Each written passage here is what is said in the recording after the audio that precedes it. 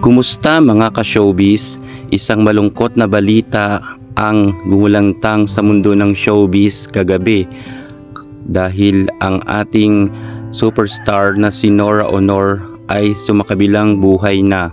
Maraming ang nagulat at nalulungkot na mga malalapit na kaibigan ng ating superstar na si Nora Aunor sa kanyang pagpanaw. 71 years old pa lamang si Nora Aunor, subalit sumakabilang buhay na nga ito. Aalamin natin ang pinaka-latest sa ating nag-iisang superstar Nora Aunor.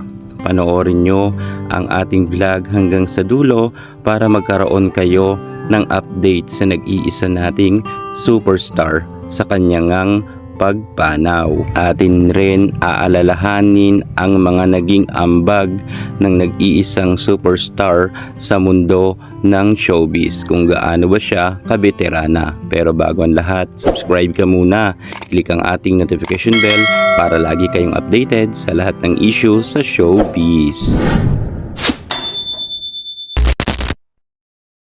Nora Cabaltera Villamayor, or mas kilala sa kanyang pangalang Nora Aunor, ipinanganak noong May 21, 1953 at malapit na nga sana siyang mag-birthday ngayong Mayo 21. Subalit hindi na nga umabot ang nag-iisa natin superstar sapagkat pumanaw na nga siya kagabi. Si Nora Aunor ay kilala sa kanyang talento. Bukod sa natural na kanyang kagandahan dahil Bicolana beauty siya, napansin siya ng masa hindi lang sa kanyang kagandahan ng panahon. Humakot rin siya ng kanyang awards dahil sa kanyang talento. Tumatak nga ang kanyang napakaraming pelikula sa mundo ng showbiz.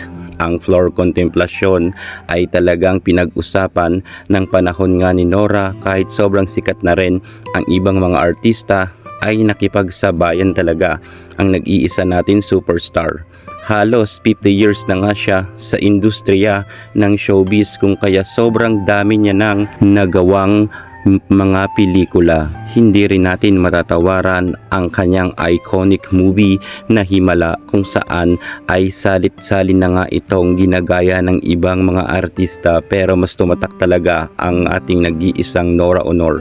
Sobrang dami niya pang nagawang mga pelikula, kung kaya hindi na tayo magugulat nang sandamakbak na rin ang kanyang nahakot na awards. Si Nora Aunor ay singer, actress at producer, at higit sa lahat ina na mapagmahal, na kung saan kahit may sarili siyang anak ay nag-ampon nga rin siya ng mga kabataan noon na naging sikat na rin sa kasalukuyan, kagaya nga ni Matet De Leon at ni Lotlot De Leon.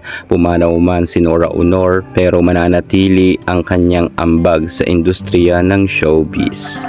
Mahal ka namin, Miss Nora Aunor.